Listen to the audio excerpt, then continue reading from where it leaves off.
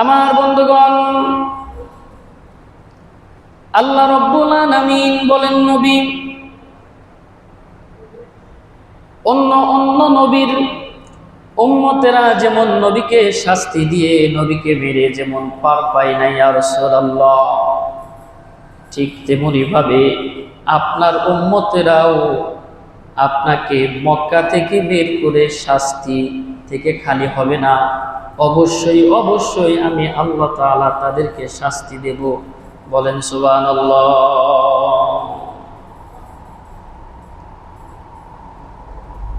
এরপরে আয়াতে আল্লাহ তাআলা বলেন,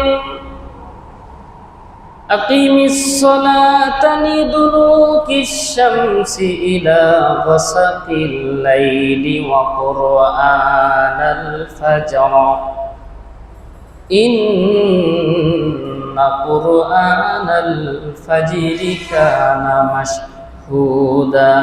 বলেন সুবহানাল্লাহ। আল্লাহ তাআলা ডেকে বলেন, নবী আকিমিস সালাত, আপনি নামাজ কায়েম করেন। দুলুকিশ শামস, সূর্য হেলে যাওয়ার পর থেকে ইলা গাসাকিল লাইল, রাতের অন্ধকার পর্যন্ত, অন্ধকার যখন বেশি হয় রাতের অন্ধকার পর্যন্ত আপনি নামাজ কায়েম করুন। আমার বন্ধুগণ, সূর্য হেলে যাওয়ার পরে জোহরের নামাজ, আসরের নামাজ, মাগরিবের নামাজ, এশার নামাজ, রাত যখন অন্ধকার হয় তখন এশারের নামাজ আপনি কায়েম করেন। অর্থাৎ এই 4 ওয়াক্ত নামাজ আপনি কায়েম করেন। দুলুকিশ শামসি ইলা গাসাকিল লাইলি ওয়া কুরআনাল ফাজর, এবং নবী আপনি ফজরের নামাজকে কায়েম করেন। বলেন সুবহানাল্লাহ।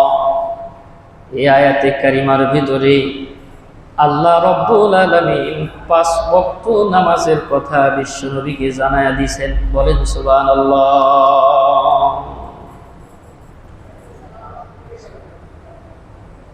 আল্লাহ তাআলা ডেকে বলেন, ইন্না কুরআনাল ফাজরি কানা মাশহুদা। নবী হে, আপনি 5 ওয়াক্ত নামাজকে ফরজ করা হয়েছে, 5 ওয়াক্ত নামাজ আপনি আদায় করবেন। ইন্না কুরআনাল ফাজরি, নিশ্চয়ই ফজর নামাজ, ইন্না কুরআনাল ফাজরি কানা মাশহুদা, আর এই ফজর নামাজ কিয়ামতের ময়দানে উম্মতি মুহাম্মাদের জন্য সাক্ষ্য হয়ে যাবে। বলেন সুবহানাল্লাহ। কোন নামাজ? বলেন ফজরের নামাজ।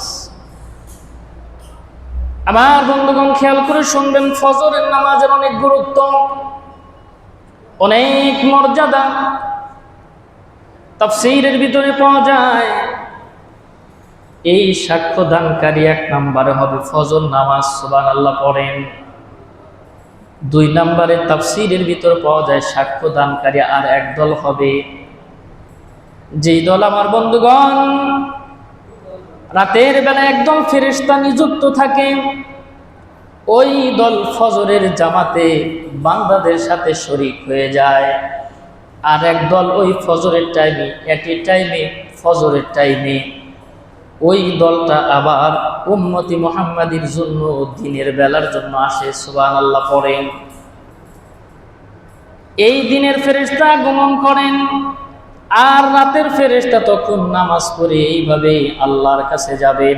2 দল ফেরেশতা যখন এই নামাজের মধ্যে সাক্ষী হয়ে যায়, দাঁড়ায়া যায়, কিয়ামতের ময়দানে এই ফেরেশতাগণ উম্মতি মুহাম্মাদির জন্য সাক্ষী হয়ে যাবে। বলেন সুবহানাল্লাহ। কি হয়ে যাবে? সাক্ষী হয়ে যাবে।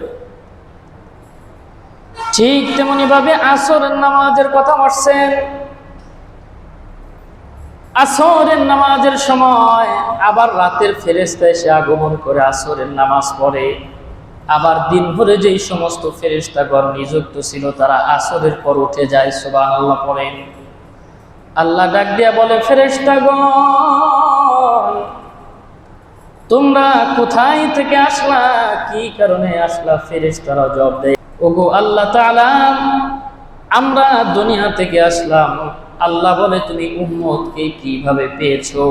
ওই ফেরেশতাগণ সাক্ষী দেয়, আল্লাহ তোমার নামাজরত অবস্থায় পেয়েছি। বলেন সুবহানাল্লাহ। আমার বন্ধুগণ, 3 নম্বর তাফসীর হলো, ইন্না কুরআনাল ফাজরি কানা মাশহুদা। নিশ্চয়ই কোরআনে ফজরের নামাজের তেলাওয়াত, ফজরের নামাজের কোরআন তেলাওয়াতটা আল্লাহর কাছে সাক্ষ্য হিসেবে দাঁড়ায় যাবে। সুবহানাল্লাহ পড়ে। এই জন্য আমার বন্ধুগণ, ফজরের নামাজে বেশি বড় কিরাত পড়া মুস্তাহাব। সুবহানাল্লাহ পড়ে। এই মসজিদে আমি যতদিন ফজরের নামাজ পড়িয়েছি, আমি চেষ্টা করেছি কিরাতটা একটু লম্বা করা, কেননা কিয়ামতের ময়দানে এই ফজরের কিরাতটা, এই কোরআন তেলাওয়াতটা উম্মতি মুহাম্মাদীর জন্য সাক্ষী হিসেবে দাঁড়ায় যাবে। বলেন সুবহানাল্লাহ।